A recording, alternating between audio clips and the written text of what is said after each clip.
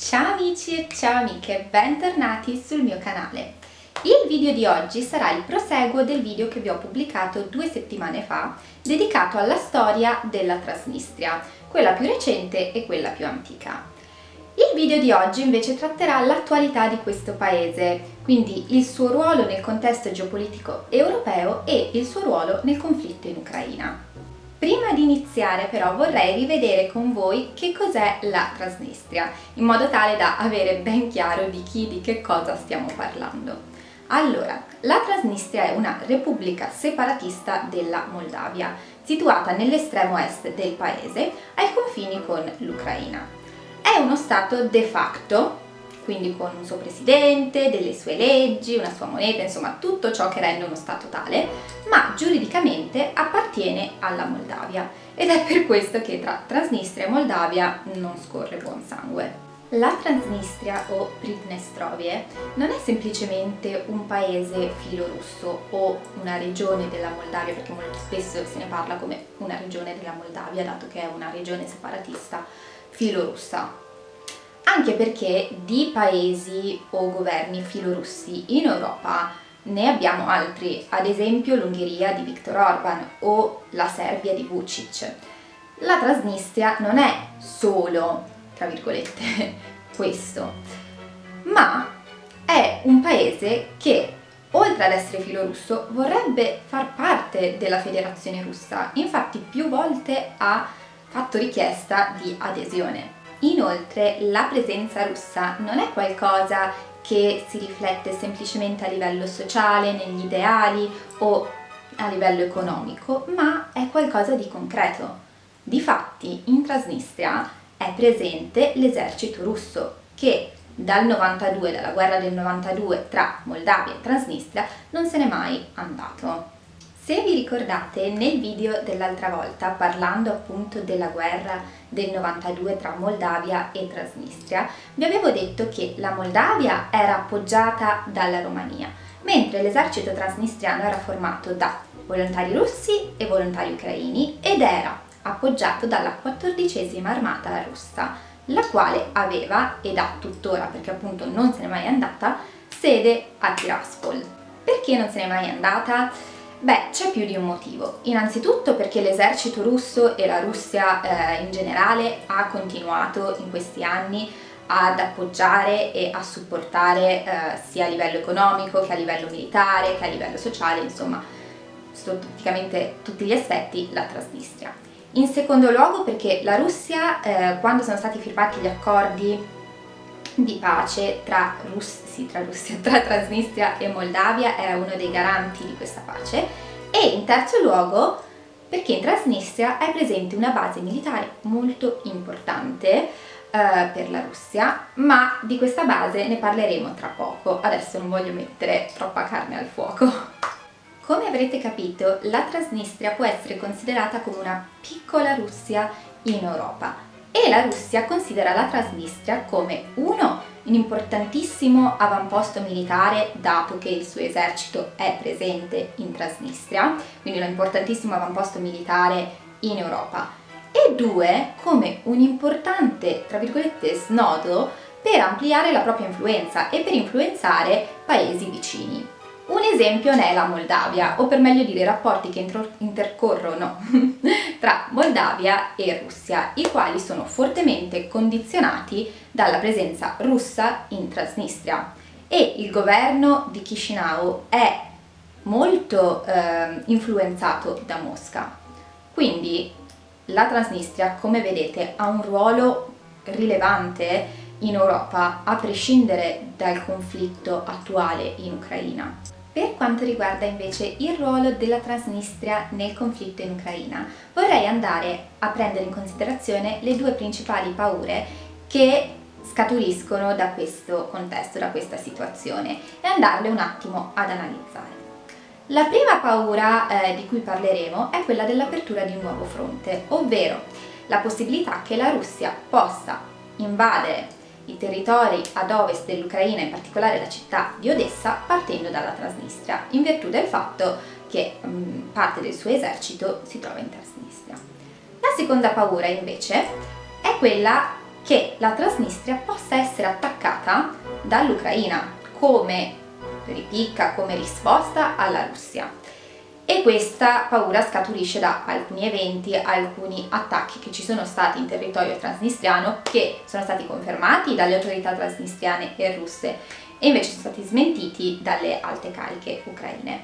Comunque queste sono le due paure principali e adesso andremo a vederle insieme. Per quanto riguarda la prima paura, quindi l'apertura di un nuovo fronte di guerra, ci sono da dire un po' di cose.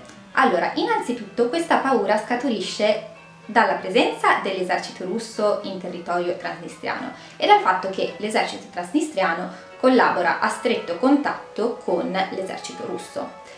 Ma per entrambi questi eserciti c'è qualcosa da dire. Allora, per quanto riguarda l'esercito transnistriano c'è da dire che questo non è adeguatamente equipaggiato e formato per combattere una guerra di questa portata.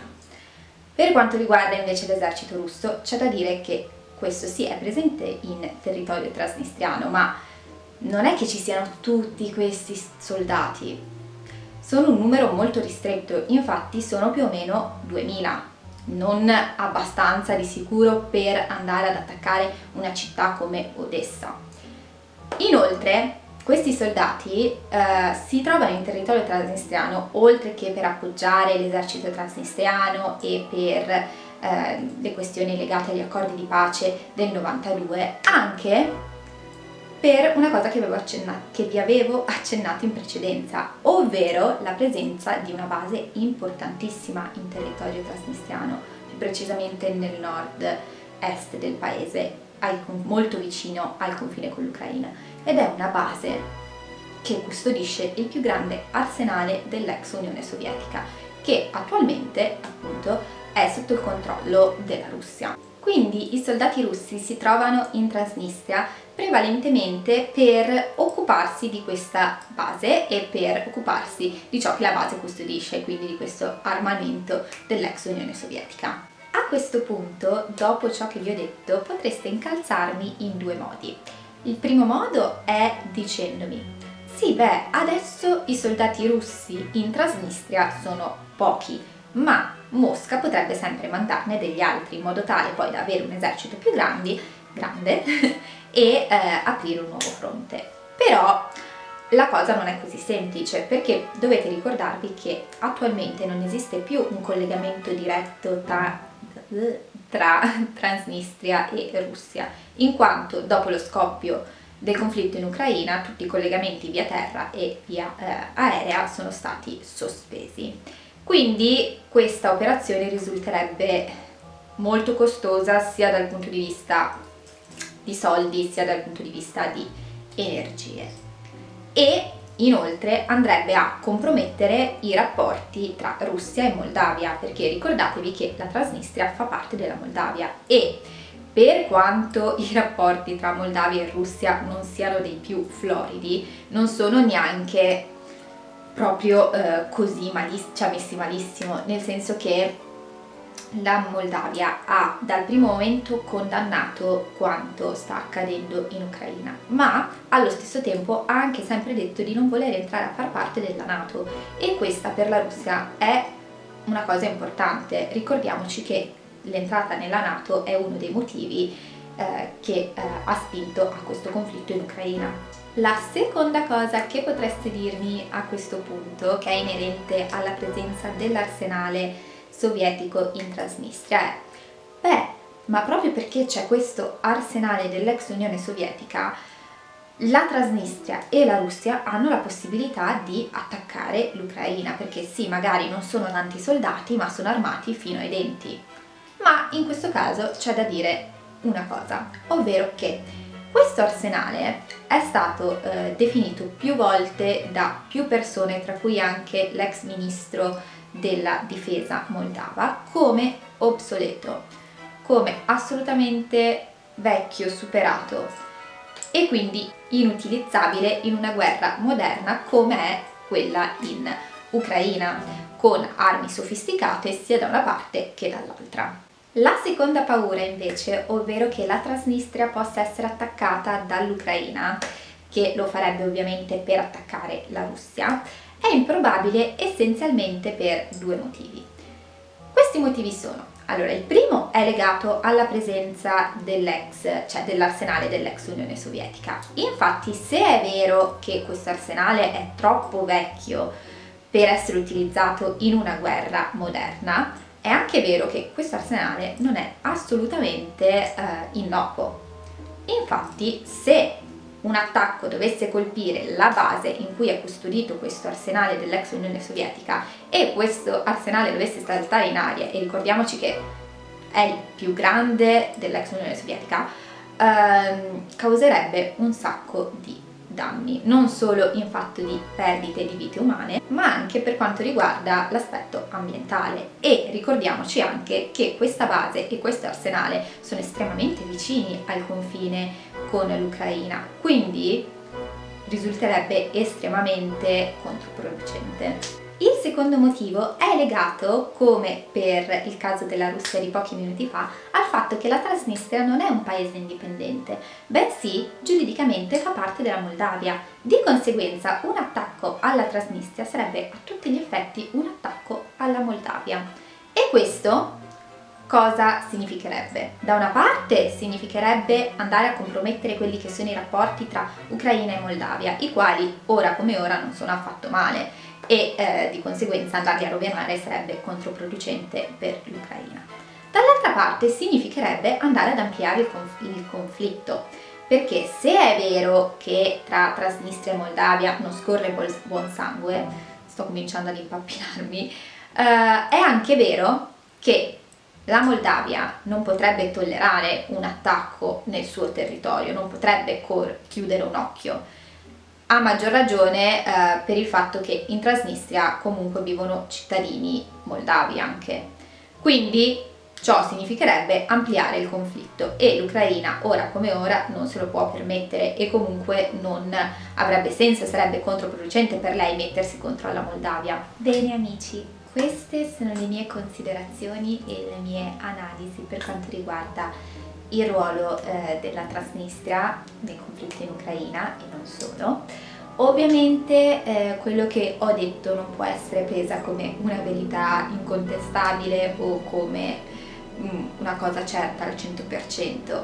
Nessuna possibilità nessuna eventualità è da escludere, perché si sa, le cose mutano molto velocemente. Ad esempio in questi giorni si parla di poter arrivare forse a delle trattative, ma sappiamo benissimo, perché è già successo in passato, che questa situazione può cambiare tra 5 minuti.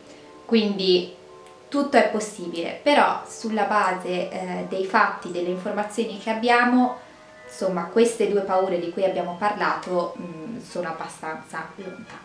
Detto ciò, il video è terminato. Ci sarebbero tantissime altre cose da dire, di cui parlare, ma non vorrei mettere troppa carne al fuoco, quindi se avete qualcosa da dirmi o da chiedermi, scrivetemelo nei commenti e io cercherò di rispondere nel modo più esaustivo possibile.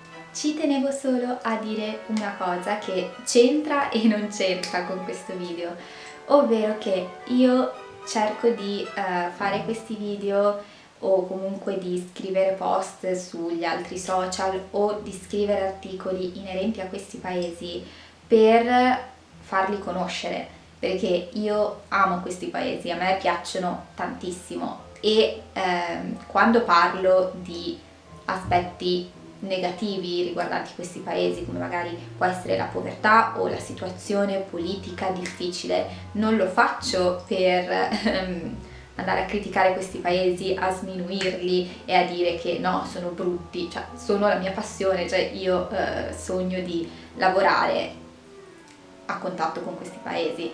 Lo faccio semplicemente per far vedere qual è la realtà dei fatti, semplicemente questo, ma io amo questi paesi, per me sono bellissimi anche se purtroppo vivono delle situazioni difficili in molti casi. E chiusa parentesi.